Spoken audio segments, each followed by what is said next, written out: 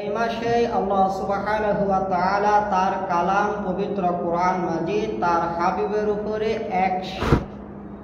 অবতীর্ণ করেছিলেন। আল্লাহ তাআলা এই কালামকে লাইলাতুল কদরের রাতে আরশ আজিম থেকে লাউহে মাহফুজ থেকে দুনিয়ার আসমানে একেবারে নাজিল করেছিলেন। সুবহানাল্লাহ। রমজানুল মুবারক আল্লাহ সুবহানাহু ওয়া তাআলার দয়া এতই গুরুত্বপূর্ণ মাস। এই মাসে আল্লাহ সুবহানাহু ওয়া তাআলা জান্নাতের সমস্ত দরজাগুলো খুলে দেয়, জাহান্নামের সমস্ত দরজাগুলো বন্ধ করে দেয়। শয়তানকে আল্লাহ সুবহানাহু ওয়া তাআলা লোহার শিকল দ্বারা বন্দী করে রাখে। সুবহানাল্লাহ। তো আল্লাহ তাআলা জান্নাতের দরজা খুলে দেয়, জাহান্নামের দরজা বন্ধ করে দেয়। শয়তানকে লোহার শিকল দ্বারা শিকলবদ্ধ করে রাখে। কেন? মুমিন মুসলমানদেরকে আল্লাহ তাআলা ইবাদতের একটি যথা উপযুক্ত মাস হিসাবে দয়া করে দান করার জন্য, ঠিক কিনা? মানুষ অন্যান্য সময় বলে শয়তান ধোঁকা দিয়েছে এই জন্য আমি কাজ করি নাই, এটা বলে। কিন্তু রমজানুল মুবারক আল্লাহ তাআলা এভাবে পবিত্র রেখেছেন শয়তান যেন মানুষ যেন না বলে শয়তান ধোঁকা দিয়েছে এজন্য আল্লাহর কাজ করতে পারে নাই। এই জন্য আল্লাহ তাআলা বন্দী করে রেখেছে যেন শয়তান কেউ দোষারোপ করতে না পারে, মানুষ যেন নিজেকে দোষারোপ করে। বাকি 11 মাস ইবাদত কেন করো নাই? শয়তান ধোঁকা দিয়েছিল। কিন্তু রমজানুল মুবারকে আল্লাহ তাআলা যদি প্রশ্ন করে বান্দা ইবাদত কেন করো নাই, বান্দা বলতে পারবে না শয়তান ধোঁকা দিয়েছে। কেন? আল্লাহ বলবে যে আমি তো শয়তানকে বন্দী করে রেখেছি, তোমাকে ধোঁকা দেওয়ার শক্তি শয়তানকে দিই নাই। বান্দাকে বলতে হবে আমি ইবাদত করি নাই, এই কথাটা স্বীকার করতে হবে কিয়ামতের দিন। শয়তানকেও দোষারোপ করতে পারবে রমজানের বিষয়ে। কত দুর্ভাগা, কত হতভাগা, কত বদনসিব যারা রমজানুল মুবারক পাওয়ার পরও আল্লাহকে খুশি করতে পারে নাই, নিজের অপরাধগুলো ক্ষমা করাতে পারে নাই, নিজেকে একজন পবিত্র মানুষ হিসাবে তৈরি করতে পারে নাই। তারা অত্যন্ত বদনসিব, খারাপ কপালের অধিকারী মানুষ।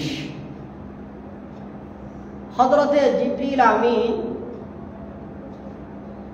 আল্লাহ রাসূল সাল্লাল্লাহু আলাইহি ওয়াসাল্লাম একদিন মসজিদের মিম্বারে যে 3টি তাক আছে না, প্রথম তাকে উঠার পর বললেন আমিন, দ্বিতীয় তাকে উঠার পর বললেন আমিন, তৃতীয় তাকে উঠার পর বললেন আমিন।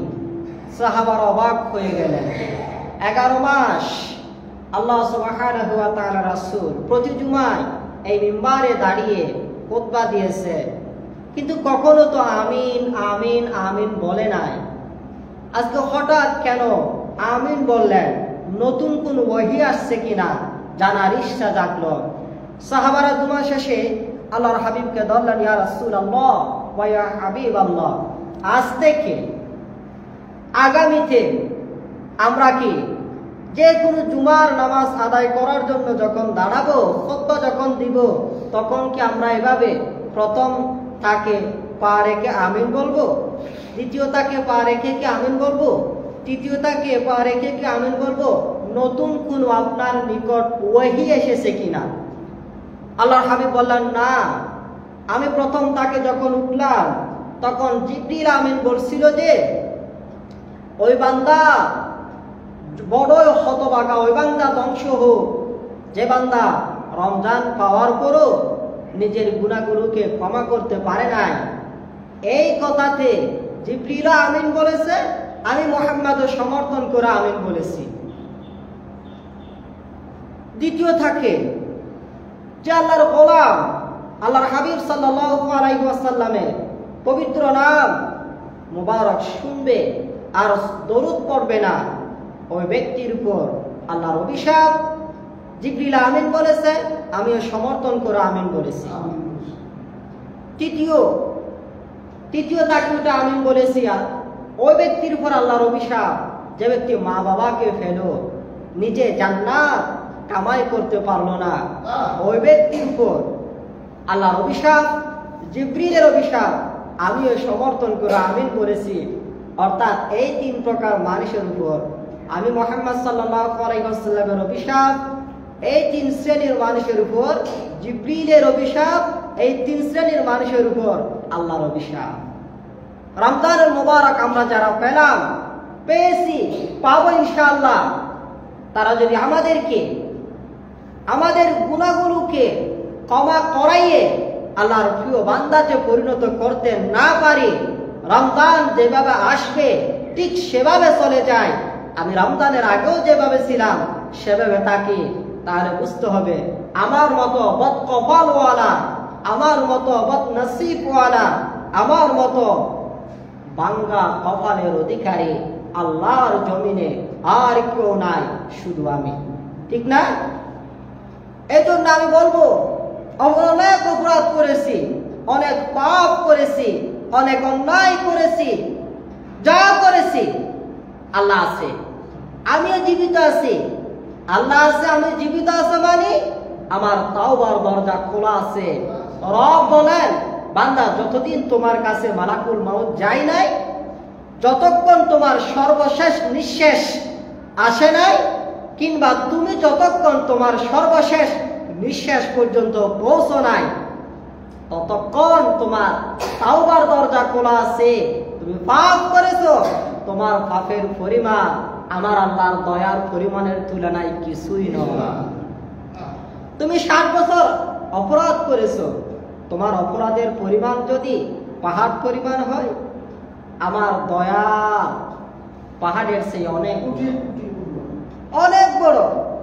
তোমার দয়া যদি, তোমার পাপ যদি হয় পুকুরের পানি পরিমাণ, আমি আল্লাহর দয়া তোমার জন্য নদী পরিমাণ।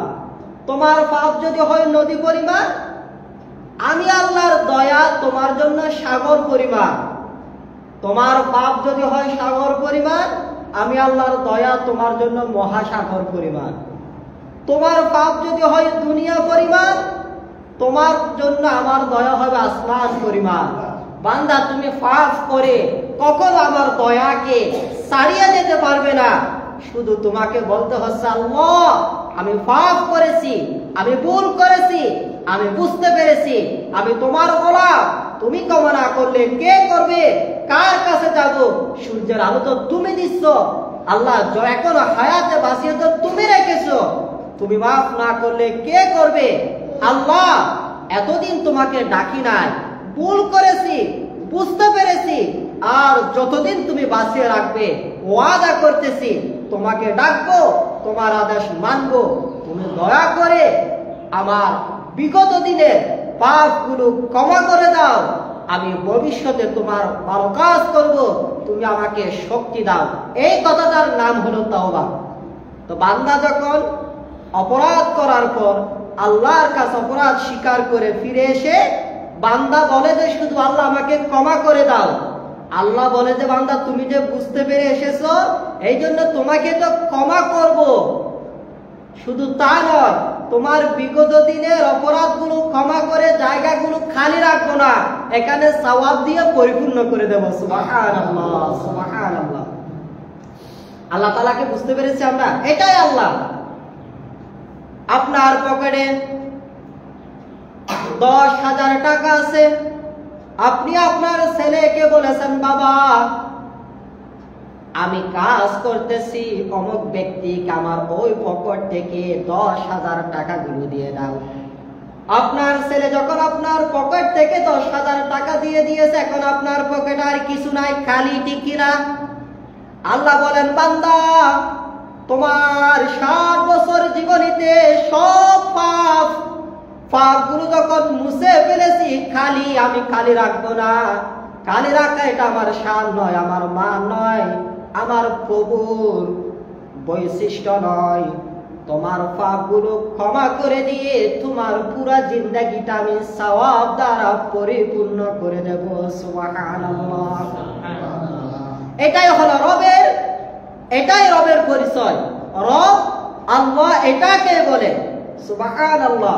শুধু আমাদের কাজ হলো রবের কাছে ফিরে আসা, রবের ডাকে সাড়া দেওয়া, রবের আদেশ গুলো সাধ্য অনুযায়ী পালন করার চেষ্টা করা, রবের নিষেধগুলো থেকে বেঁচে থাকার চেষ্টা করা। এতটুকুই আমার কাজ, এতটুকুই আপনার কাজ, এতটুকুই আমাদের কাজ। সুবহানাল্লাহ। রমজানুল মুবারক আসলো। এই যে রমজানুল মুবারক যখন আসে, আল্লাহ তাআলা বললেন, ফামান শাহিদা মিনকুমুশ শাহরা ফালইয়াসুমহু। ও আমার ইমানদার বান্দারা, রমজান মাস যখন তোমরা পাবা, তোমাদের কাজ হলো রোজা রাখা। রমজান পেয়েছো, রোজা রাখবা।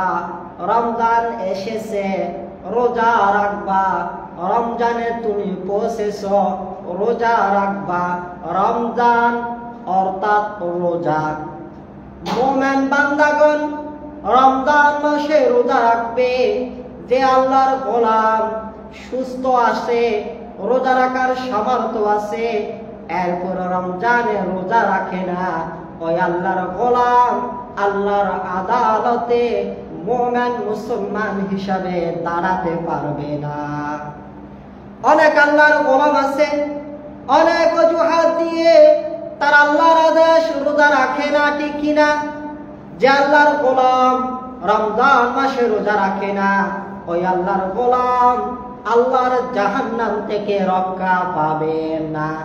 এই জন্য কষ্ট করে হলেও রোজা রাখবেন।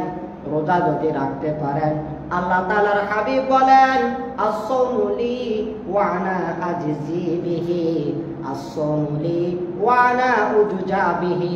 রোজা রাখে যারা, আল্লাহর কুদরতি হাতে বিনিময় পাবে তারা, অথবা রোজা রাখে যারা, আল্লাহকেই বিনিময় হিসাবে পাবে তারা। সুবহানাল্লাহ।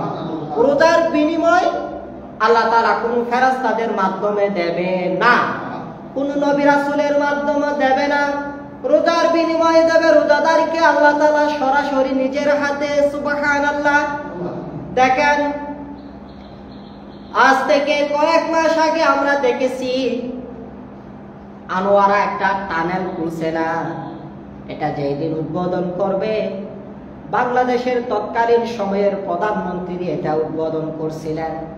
যারা টুল নেয়, ওই টুল যারা নেয়, টাকা যারা নেয়, তারা যেখানে বসছিলেন সেখান থেকে একজন মেয়ে প্রধানমন্ত্রীর, তৎকালীন সময়ের প্রধানমন্ত্রীর হাত থেকে টাকাগুলো নিয়েছেন। পরে সাংবাদিকরা তাকে প্রশ্ন করলেন, তোমার অনুভূতিটা কেমন হয়েছে? তিনি বললেন, আমার এত যে ভালো লেগেছে, বাংলাদেশের প্রধানমন্ত্রীর হাতের সাথে আমার হাত লেগেছে টাকা নেওয়ার সময়, তখন আমার অনেক ভালো লেগেছিল। ও আল্লাহর গোলাম, বাংলাদেশের প্রধানমন্ত্রীর হাতের সাথে যদি একজন নাগরিকের হাত বাজে এতই যে ভালো লাগে, তাহলে কিয়ামতের দিন রোজাদার আল্লাহর হাত থেকে বিনিময় নেবে, বান্দার হাতের সাথে আল্লাহর হাত লাগবে, বান্দার তখন কেমন লাগবে? অনেক ভালো লাগবে, অনেক ভালো লাগবে, অনেক ভালো লাগবে। তৎকালীন সময়ের প্রধানমন্ত্রীর হাতের সাথে যদি একজন নাগরিকের হাত বাজে, তার অনুভূতিটা যদি আকাশ চুম্বি হয়, তাহলে আল্লাহর সাথে বান্দার হাত বাজবে, বান্দার কেমন লাগবে? অনেক ভালো লাগবে না? এই ভালো যদি লাগাতে চান, এই ভালো লাগার অনুভূতি যদি অনুভব করতে চান, এই ভালো লাগার স্বাদ যদি নিতে চান, আগামীকাল রমজান মাস আসবে, যদি বেঁচে থাকেন একটা রোজাও কাজা করবেন না, প্রত্যেকটি রোজা রাখার চেষ্টা করবেন। আর রোজা যেভাবে রাখলে আল্লাহ খুশি হবে সেভাবে রাখবেন। যদি রাখতে পারেন, কিয়ামতের দিন আল্লাহর কুদরতি হাত থেকে আপনি বিনিময় নিতে পারবেন। যখন বিনিময় নেবেন, তখন আল্লাহর কুদরতি হাত আপনার হাতের সাথে লাগবে। সুবহানাল্লাহ। এটা অত্যন্ত ভালো লাগার একটা বিষয়, যথেষ্ট ভালো লাগবে। আমরা তো মনে করি এত ছোট্ট আমল দিয়ে কি আল্লাহর জান্নাতে যাওয়া যাবে? ছোট্ট আমল আর বড় আমল আল্লাহর কাছে বিবেচ্য নয়। আল্লাহ যেটাকে যেভাবেই বলেছেন সেটাকে সেভাবে গ্রহণ করলে আল্লাহ যেটার বিনিময় যেভাবেই দিবে বলেছে সেভাবেই দিবে। সুবহানাল্লাহ। সম্মানিত মুসল্লিয়ানে কিরাম, আল্লাহ সুবহানাহু ওয়া তাআলার রাসূল বলেন, পবিত্র কোরআন কারিমে এসেছে, ইন্না আকরামাকুম ইনদাল্লাহি আতকাকুম। কিয়ামতের দিন সবচেয়ে বেশি সম্মানের অধিকারী হবে তাকওয়াবান মুত্তাকিরা। সুবহানাল্লাহ। তাকওয়াবান মুত্তাকিরা যতটুকু সম্মানের অধিকারী কিয়ামতের দিন হবে, এর চেয়ে বেশি সম্মানের অধিকারী আর কেউ হবে না। সম্মানিত মুসল্লিয়ানে কিরাম শুনেন, আল্লাহ তাআলা বললেন, ইয়া আইয়ুহাল্লাযীনা আমানু কুতিবা আলাইকুমুস সিয়াম কামা কুতিবা আলাল্লাযীনা মিন ক্বাবলিকুম লাআল্লাকুম তাত্তাকুন। সুবহানাল্লাহ। ঈমানদারেরা, রোজা তোমাদের উপর ফরজ করেছি, তোমাদের আগেও যারা আমার প্রতি ঈমান এনেছিল তাদের উপরও ফরজ করেছি। রোজা ফরজ করেছি এই জন্য যেন তোমরা তাকওয়াবান হতে পারো। সুবহানাল্লাহ। একটা আয়াতে বলেছেন তাকওয়াবান যারা কিয়ামতের দিন সবচেয়ে বেশি সম্মানের অধিকারী হবে তারা। তাহলে রোজা এসেছে আপনাকে তাকওয়াবান বানানোর জন্য। তাকওয়াবান বানানো মানে কিয়ামতের দিন আপনার চেয়ে বেশি সম্মানের অধিকারী আর কেউ থাকবে না। আপনার সমান থাকতে পারবে যে, আপনার চেয়ে বেশি থাকতে পারবে না, কারণ আপনিও তো রোজা রেখে তাকওয়া অর্জন করেছেন। তাকওয়া অর্জন করে যারা কিয়ামতের দিন সবচেয়ে বেশি সম্মানের অধিকারী হবে তারা। এই রমজান মাস আপনাকে মুত্তাকি বানানোর মাস, এই রমজান মাস আপনাকে আল্লাহওয়ালা বানানোর মাস, এই রমজান মাস আপনাকে আল্লাহর প্রিয় বানানোর মাস। এই জন্য আমরা যেন রমজানের রোজাগুলো আনন্দ সহকারে রাখি, আল্লাহর প্রতি সন্তুষ্ট হয়ে আমরা যেন এটা না বলি আগের উম্মতদেরকে আল্লাহ তাআলা একটি রোজা ফরজ করেছিলেন, আগের উম্মতদেরকে আল্লাহ তাআলা শুধুমাত্র 3টি রোজা ফরজ করেছিলেন, আগের উম্মতদেরকে আল্লাহ তাআলা এভাবে 10টি রোজা ফরজ করেছিলেন। লাগাতার 1 মাস রোজা আমাদেরকে দিয়ে মনে হয় আল্লাহ আমাদের উপর বেইনসাফি করেছে। নয়, আপনি 1 মাস রোজা রাখবেন, আপনাকে তাকওয়াবান হিসাবে তৈরি করবেন। আর আল্লাহ যখন হায়াত শেষ, আল্লাহর দেওয়া হায়াত যখন শেষ হয়ে যাবে, আপনি যখন কবরের বাসিন্দা হয়ে যাবেন, তখন আপনি যথেষ্ট সম্মানিত হবেন। আল্লাহর ফেরেশতারা আপনাকে সম্মান দিতে বাধ্য থাকবে, কারণ আপনি রোজা রেখে মুত্তাকি হিসাবে আল্লাহর কাছে পরিচিতি দিতে পেরেছিলেন। ঠিক কিনা? সম্মানিত মুসল্লিয়ানে কিরাম, রমজানুল মুবারক যখন আমাদের কাছে আসবে, তখন আমাদের যে কাজ করতে হবে সেই কাজ আল্লাহ তাআলা রাসূল বলেন, মাল্লাম ইয়াদা কাওলা যুরি ওয়াল আমালু বিহি ফালাইসা লিল্লাহি হাজাতান তুআমাহু ওয়া শারাবাহু। যে আল্লাহর গোলাম রোজা রাখলো, মিথ্যা ছেড়ে দিল না, যে আল্লাহর গোলাম রোজা রাখলো, গীবত বাদ দিল না, ওই আল্লাহর গোলাম আল্লাহর দরবারে রোজাদার হিসাবে দাঁড়াতে পারবে না। বুঝাচ্ছে? রোজাদার যখন মিথ্যা বলে তখন রোজাদার আর রোজাদার থাকে না। রোজাদার যখন গীবত করে তখন রোজাদার আর রোজাদার থাকে না। আল্লাহ তাআলা বলে তিনি উপবাসকারীর মতো।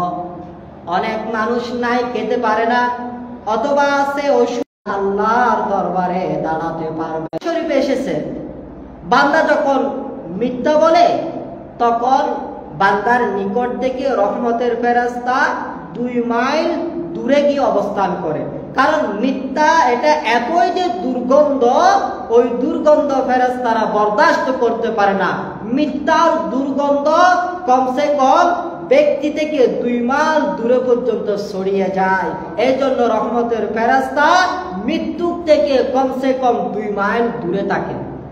তাহলে দেখেন, আপনি যখন মিথ্যা বললেন, রহমতের ফেরেশতা যখন আপনার কাছে নাই, এখন আপনার কাছে আসবে যে কেবলমাত্র শুধুমাত্র শয়তান হলো সে। ঠিক কিনা? রহমতের ফেরেশতা যখন আপনার পাশে নাই, এখন শয়তান আসার কোনো অসুবিধা নাই, শয়তানকে বাধা দেওয়ার কেউ নাই, ঠিক কিনা? আপনার নিকট থেকে যখন রহমতের ফেরেশতা চলে গিয়েছে, এখন খালি জায়গায় শয়তান আসতে বাধা আছে নাই। এই জন্য যেন আমরা কখনো মিথ্যা না বলি, ভয়ঙ্কর মিথ্যা। হযরত আবু বকর রাদিয়াল্লাহু তাআলা আনহু বলেন, ইয়াকুম ওয়াল কাযিবা ফা ইন্নাল কাযিবা ইয়াহদি ইলাল ফুজুরি ওয়া ইন্নাল ফুজুরা ইয়াহদি ইলান নার। ও আমার বন্ধুর উম্মতেরা, আবু বকরের বন্ধু হলো মুহাম্মদ সাল্লাল্লাহু আলাইহি ওয়াসাল্লাম। আবু বকর বলতেছে, ও আমার বন্ধুর উম্মতেরা, তোমরা মিথ্যা থেকে বেঁচে থাকো। কেন? মিথ্যা তোমাদেরকে পাপের দিকে নেয়, আর পাপ তোমাদেরকে দুজকের দিকে নেয়। অর্থাৎ মিথ্যা বলে যারা দুজকের দিকে চলে যাচ্ছে তারা। এই জন্য মিথ্যা বড় মারাত্মক। আমরা রোজা রাখবো, অত্যন্ত কষ্ট করেই তো রোজা রাখবো, ঠিক কিনা? তাহলে এত কষ্ট করে রোজা রাখলাম, একটা মিথ্যা কথা বললাম, আমার কি লাভ হবে? এমন কোন লাভ আছে? লাভ নাই। আগে 11 মাসে মিথ্যা বললাম, যতপক্ষে যার পক্ষে বলবো সে একটা চা হলেও খাওয়াতে পারতো, ঠিক কিনা? 10 টাকার চায়ের জন্য হলো একটা মিথ্যা বলেছি। আচ্ছা, রমজান মাসে কি চা খেতে পারবো? রমজান মাসে তো মিথ্যার বিনিময়ে 1 কাপ চাও নাই। তাহলে মিথ্যা বলে আমার গুরুত্বপূর্ণ রোজাটা নষ্ট করার কি দরকার, ঠিক কিনা? এই মিথ্যা কথাটা আমরা বলবো না, বলুন ইনশাআল্লাহ। মিথ্যা বললে রোজা নষ্ট হয়ে যায়। আর একটা গীবত। গীবতটা কি? গীবত হলো যিকরুকা আহাকা বিমা ইয়াকরাহু মা আহাক, তোমার ভাইয়ের এমন কথা বলা যে কথাটা তোমার ভাই শুনলে কষ্ট পাবে, ওই কথাটা তোমার ভাইয়ের অনুপস্থিতিতে বলার নাম গীবত। আম্মাজান আয়েশা সিদ্দিকা রাদিয়াল্লাহু তাআলা আনহা বললেন, ইয়া রাসূলুল্লাহ, ওই গুণটি যদি তার ভিতর থাকে, তার ভিতর আছে এমন গুণের কথা বললেও কি গীবত হবে? আল্লাহর হাবিব বললেন, যে গুণটা তার ভিতর আছে, যে চরিত্রটা তার ভিতর আছে, ওই চরিত্রটা এর কথা তার অনুপস্থিতিতে বলার নাম হলো গীবত। যেটা তার কাছে নাই সেটা বলার নাম হলো অপবাদ। যেটা আছে সেটাও না বলার নিষেধ করেছে অনুপস্থিতিতে। যেটা তার উপস্থিতিতে বললে সে কষ্ট পাবে। অর্থাৎ কোনো মুসলমান ভাইয়ের এমন কোনো কথা তার অনুপস্থিতিতে বলা, যে কথার অধিকারী আসলে সে, তার উপস্থিতিতে বললে কষ্ট পাবে।